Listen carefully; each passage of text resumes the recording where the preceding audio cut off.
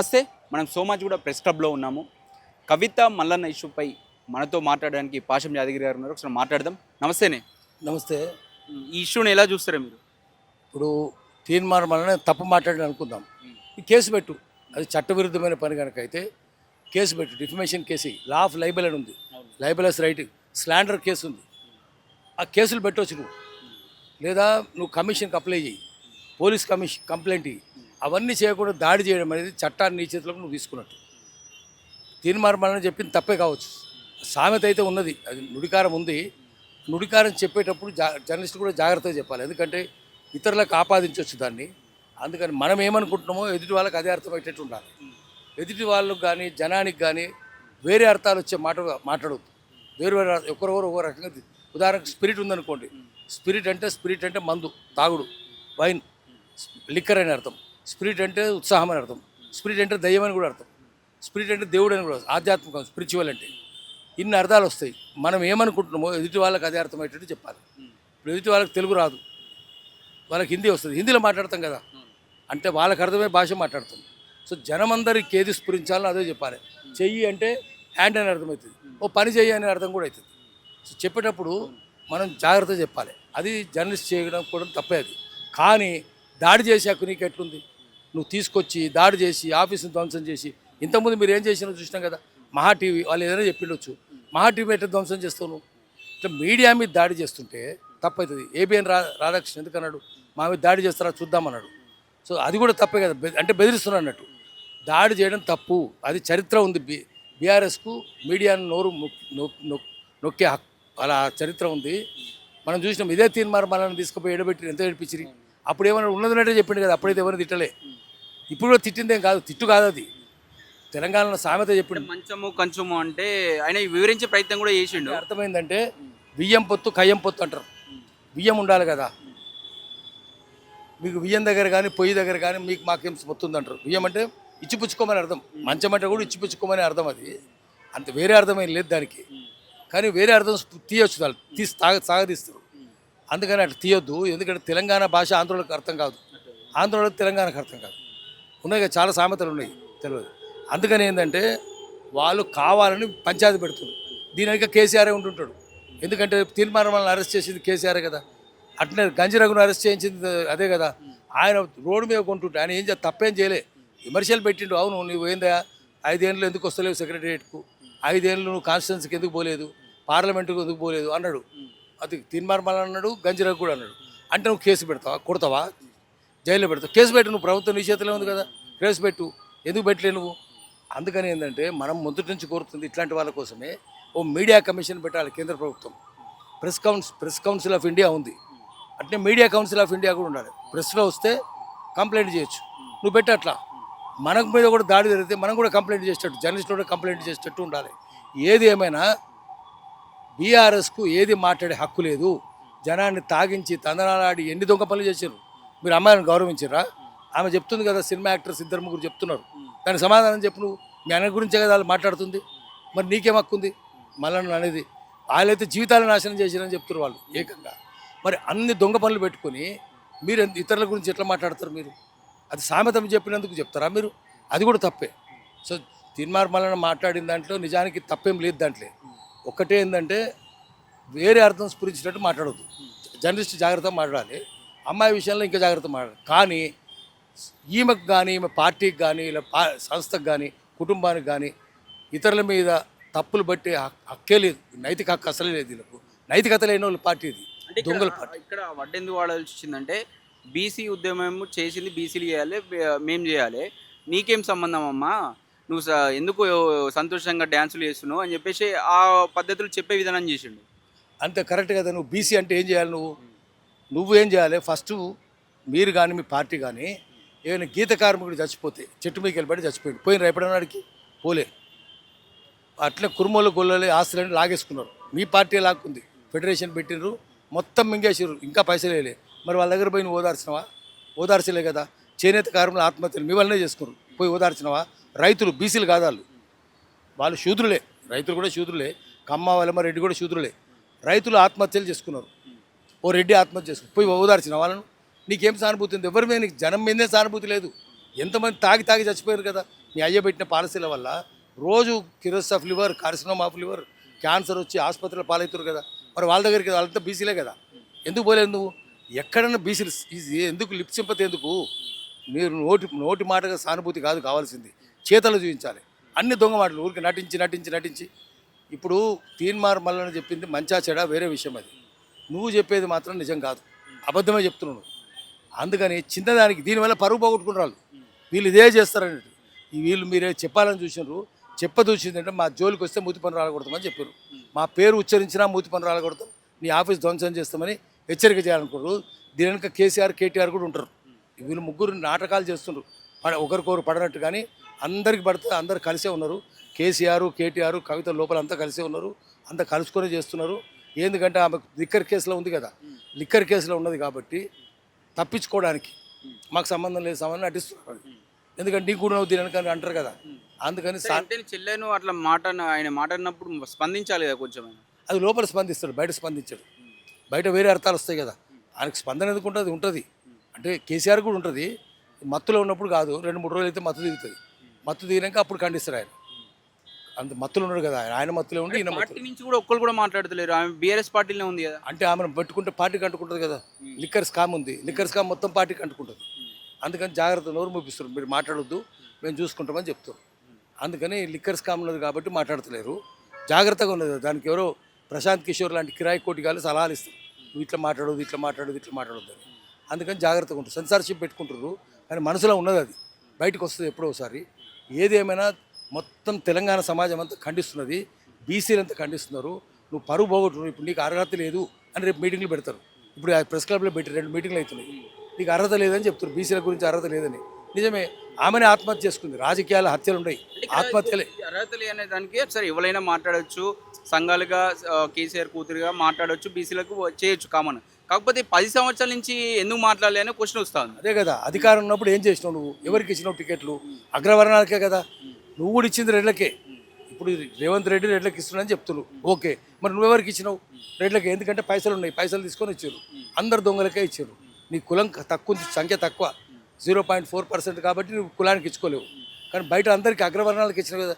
నీ సంఖ్య నీవు అధికారం ఉన్నప్పుడే అసెంబ్లీలో 42 మంది రెడ్లు ఉన్నారు. మరి ఆ 42 మందికి ఏం సమాధానం చెప్తావు? అప్పుడు నువ్వు తప్పట్టినావా? మీ అయ్యి ఉన్నప్పుడు అడగాలి కదా, రెడ్లే ఎందుకున్నారు, అగ్రవర్ణాలు ఎందుకున్నాయి, భూస్వాములు ఎందుకున్నారు? ఎస్సీ ఎస్టీలని తీసేస్తే బీసీలు ఎంతమంది? 6-7 ఉన్నారు. అప్పుడు 6-7 కదా. మరి జనాభానేమో 65% ఉంటుంది. సరే 42 అని నేను అంటున్నది వేరే విషయము, 65% ఉంటుంది. ఎందుకు వేయలే మరి? 65% ఎందుకు అడగలే? ఇప్పుడు నీ పంచాయతీ రాజు అంటే రిజర్వేషన్లు, అక్కడ ఎందుకు వేయలే నువ్వు? పంచాయతీలు ఇచ్చినావు, అసలు ఎన్నికలే పెట్టకపోతుంది. అందుకని ఇదంతా ఉత్త డ్రామా. ఈ డ్రామా అందరూ చూస్తున్నారు, నవ్వుకుంటున్నారు. దానివల్ల ఇంకా పరుగు పోతున్నది. దీనివల్ల తీన్మార్ మల్లన్న ప్రతిష్ట పెరిగింది, బీఆర్ఎస్ ప్రతిష్ట తగ్గింది. బీఆర్ఎస్ ప్రతిష్ట అది పనికిరాని పార్టీ అన్నట్టుగా తయారైంది.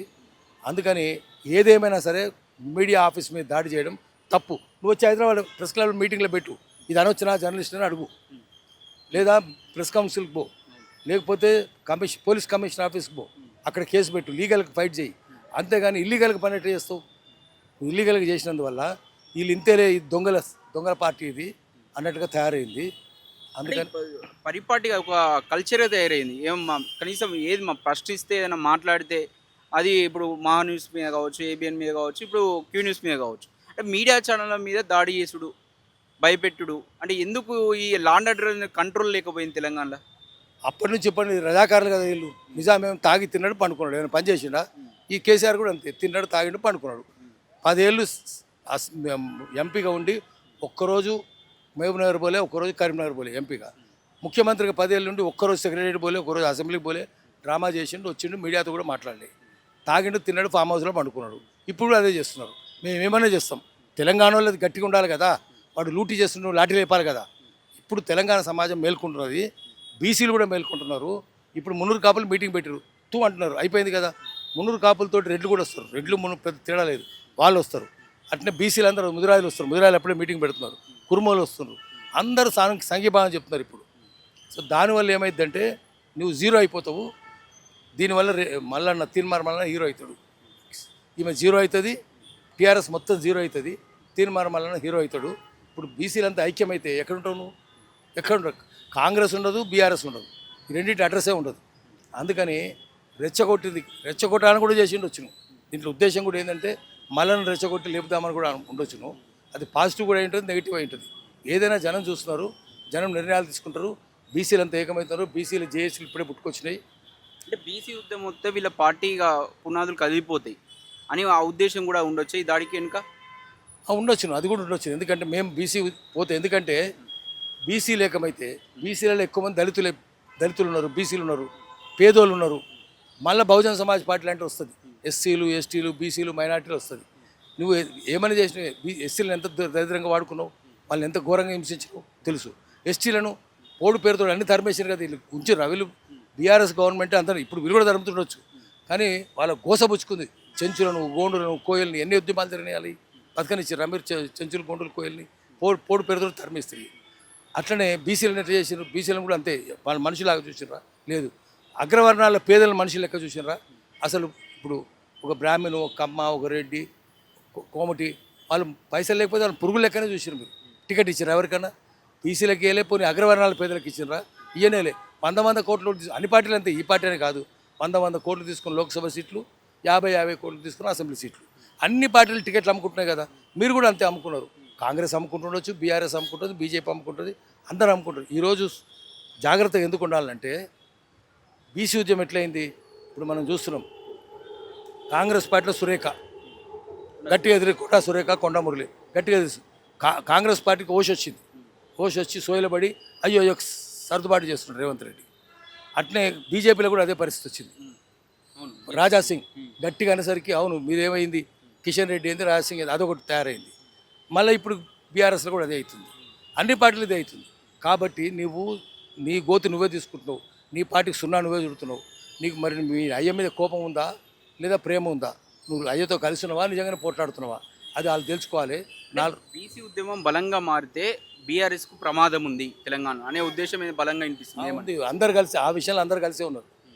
కేటీఆర్, కేసీఆర్, ఈమె అమ్మాయి, ముగ్గురు కలిసే ఉన్నారు. ముగ్గురు జాగ్రత్తగా గమనిస్తున్నారు. దానివల్ల నష్టం ఉంటుంది. కేసీఆర్కి అయితే నష్టం ఉంటుంది, బీఆర్ఎస్ నష్టం ఉంటుంది. త్వరలోనే భూస్థాపితం అవుతుంది. నిక్కర్ పార్టీ అంటే BJP, liquor party TRS. Knicker party రెండింటిలోనూ బీసీ ఉద్యమం పెద్దగా వచ్చేటట్టుంది. కాంగ్రెస్లో కూడా వస్తట్టుంది. కాంగ్రెస్ అంత జాగ్రత్త పడుతుంది, అధికారం ఉండదు కాబట్టి. నిక్కర్ పార్టీలు జనాన్ని రెచ్చగొడుతున్నాయి, బీసీలను కూడా రెచ్చగొడుతున్నాయి. దానివల్ల రెండింటికి నష్టమే ఉంటుంది. మనం చూసుకోవాలి, ఏమైందనేది చూసుకొని చెప్పాలి. ప్రెస్టేషన్లో దాడులు జరిపిరు అనుకోవచ్చా? ఫ్రస్ట్రేషన్ అని కాదు, ప్లానే ఉంది. ఫ్రస్ట్రేషన్ అంటే ఇంకా ఏ దిక్కు లేక చేస్తారు. మొత్తం ప్లాన్గానే, ప్రీ ప్లాన్గా చేశారు, అనుకునే చేశారు ఇది. అందుకని ఏది ఏమైనా సరే ఈరోజు ఆమె మాట్లాడి బీఆర్ఎస్ పార్టీని భూస్థాపితం చేస్తున్నది. అందుకని రాజకీయాల్లో హత్యలు ఉండవు, ఆత్మహత్యలే ఉంటాయి. సో ఆమె ఆత్మహత్య చేసుకుంటుంది, పార్టీని కూడా హత్య చేస్తున్నది. అయితే మనం ఎందుకు అంటలేమంటే చచ్చిపోయిన పాము, don't flag a dead horse అంటారు. గుర్రం చచ్చిపోయింది, దాన్ని కొడాతో కొడితే ఏం లేవదు కదా. అట్నే చచ్చిన పాముని చంపితే ఏముంటుంది, అది ఏం చేయలేదు. అందుకని బీఆర్ఎస్ని ఎక్కువ ఎందుకనమంటే అది చచ్చిన పామును చంపొద్దు, దాని గురించి చెప్పుకుందాము. ఆ చచ్చిన పామును ఆమె కట్టెతో కొడుతున్నది, మనం కాదు. మనం చెప్తున్నాం అమ్మాయి పార్టీ చచ్చిపోయింది కొట్టకని చెప్తున్నాము, ఆమె వినకుండా కొడుతున్నది. ఏది ఏమైనా సరే నటిస్తున్నది ఆమె కుట్టినట్టు. నేనే చంపినని కూడా చెప్తుందేమో, చచ్చిపోయింది అది వేరే విధంగా, నేనే చంపినని చెప్పడానికి డ్రామా చేస్తున్నట్టుంది. ఏమైనా సరే ఈరోజు తీన్మార్ మల్లన్న మీద జరిగే దాడిని దేశవ్యాప్తంగా పత్రికా విలేకరులు ఖండిస్తున్నారు, జర్నలిస్టులు అందరూ ఖండిస్తున్నారు, బీసీలందరూ ఖండిస్తున్నారు. దానివల్ల ఇంతమంది దృష్టిలో నుంచి ఇత్తు అనుకునేటట్టుగా బీఆర్ఎస్ పార్టీ తయారైంది. దాన్ని ఇప్పటిదాకా బీఆర్ఎస్ ఖండించలేదు. లేదనుకోండి, మీకు కవితతో సంబంధం లేదు.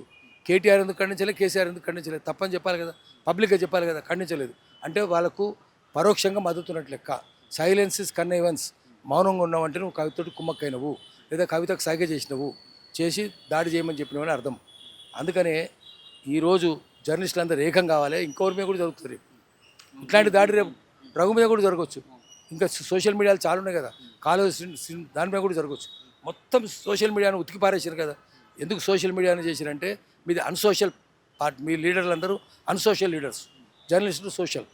కాబట్టి అన్సోషల్ ఎప్పుడు సోషల్ కొంత ప్రశ్నిస్తుందంటే ఈ సోషల్ మీడియానే. పెద్ద పత్రికలు ఏమున్నాయి? పెద్ద పత్రికలు శ్రీశ్రీ చెప్పినట్టు పెట్టుబడికి కట్టుకథకు పుట్టిన విషయ పత్రికలు ఆంధ్రుల దిన పత్రికలు అన్నాడు.